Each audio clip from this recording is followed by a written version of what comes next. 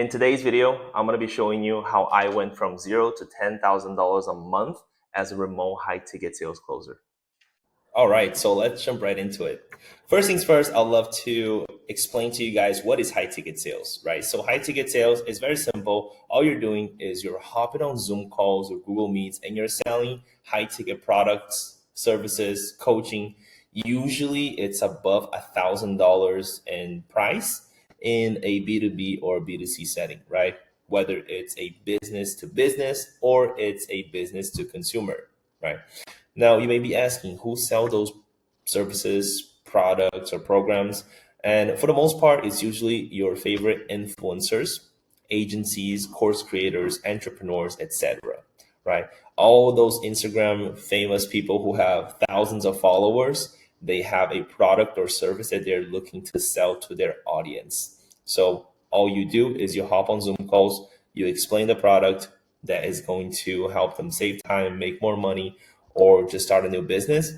And with the sale of the program, which usually comes to be a couple $1,000s, you're making a commission off of it, whether it's 10, 15% off of the sale that you make. So every single sale, let's just say, for example, the course or the program is $5,000, you're making, let's just say 10%, $500 off of one sale. Now you may be asking, how do I get into this, right? How do I jump into this massive opportunity nowadays where we have hundreds of thousands of followers, of influencers that are making course and digital products, right? So first things first, you have to learn what is high ticket sales and how to land an offer, right? Now, my best advice for anyone who wants to learn it fast and jump right into it is to get a mentorship, right? Now, there are ways where you can learn without having to pay, obviously through a lot of YouTube resources, and there's Google and all things like that. However, it's just going to be extremely hard for you to find the right connections and be placed in a proven offer where you have the highest potential of making money off of it. Now, with the right mentorship, you're going to have the right connections and being placed on proven offers where they have a good system, a good marketing, which at the end of the day, being in a good offer matters a lot more than being a really high skilled sales rep.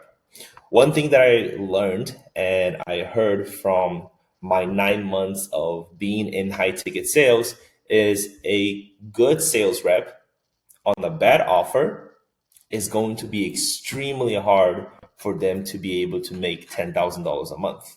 Now, a decent sales rep on a really good offer, it's going to be easy for them to make $10,000 a month. Now, it is your responsibility to find the right offer with good marketing, good systems, and a good reputation. Now, I don't really have a course, but if I were to have a course, this is pretty much how I would explain the whole entire sales process to someone who is a brand new beginner. So I have made a little outline here, the sales process. It's very simple. At the end of the day, you have to understand that sales is just a conversation and you're just looking to help someone make a decision, whether it is to make a decision that is a different decision that they have been making up until this point, which is to change their current situation or to not make a decision and stay the same, which usually is not the desired result that people want when they book a sales call. Now, for the process that I'm about to explain is specifically for closers where you have the whole entire sales process and by the end of the call, you're going to ask for the sale. So first things first, you're gonna start off with a report. Building a report is very simple. It's just pretty much kind of getting to know them a little bit better, kind of set the tone, set the frame, which is really important because you are going to be the expert in that call. And just kind of getting to know them a little bit better, kind of giving them an agenda of how the call usually goes. So the way that I usually set the report is, hey, where are you calling from? My name is Linkai. Very nice to meet you, and just kind of jump right in, right? Just so pretty much this call is for me to understand where you're currently at with X, Y, and Z, where you're trying to go, but most importantly, what's kind of keeping you from getting there.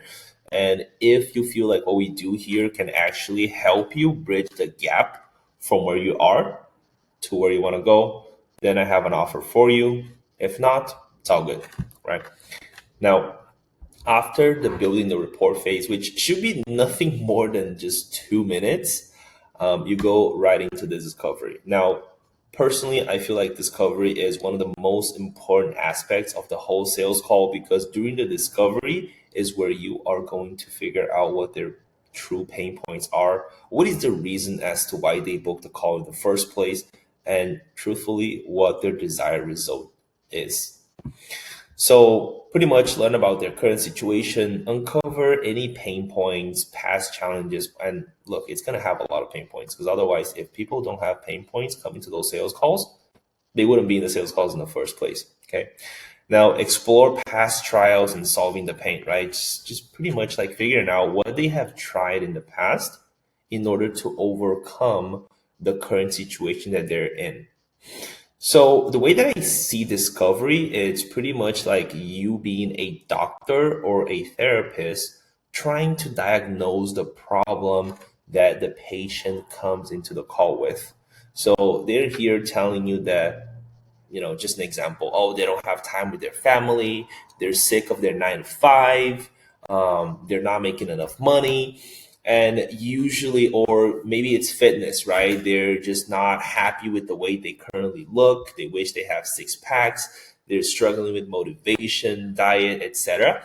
All those things are a part of some of the pain points that they bring up to the call. It is going to be your job as a sales rep to listen to your prospect, acknowledge their pain points, but most importantly, offer a solution. Right now, the solution, it's not always going to be the coaching program that you have, depending on their pain points. Sometimes it may not be the best fit for them because of their situation. And actually, most times it's going to be that. However, for the few times where your program, your service can actually help them achieve their desired goal, then this is where the pitch comes in, right? Now, during discovery, depending on how the discovery goes, you can either qualify them and jump into the pitch, or disqualify them and kick them off the call. Either one of those two things are going to happen. Now, when you are pitching, you are tailoring the service or the program, whatever the case is, specifically towards their goals, right? So what does the service entails? How can it help them achieve their goals? And ultimately, the price of the service, right? The cost. Now, at that point, a few things can happen, right? If you didn't do a good job during the discovery phase and they have a lot of limiting beliefs, etc., they're usually going to give you objections and try to choose the easy way out and not follow through with the program or not make a change. And this is where objection handling comes in very handy. And it's one of the most important skills to learn as a high ticket sales closer. Now, when you are able to handle those objections, this is where you can jump right into the close, collect the cash, and make the commission.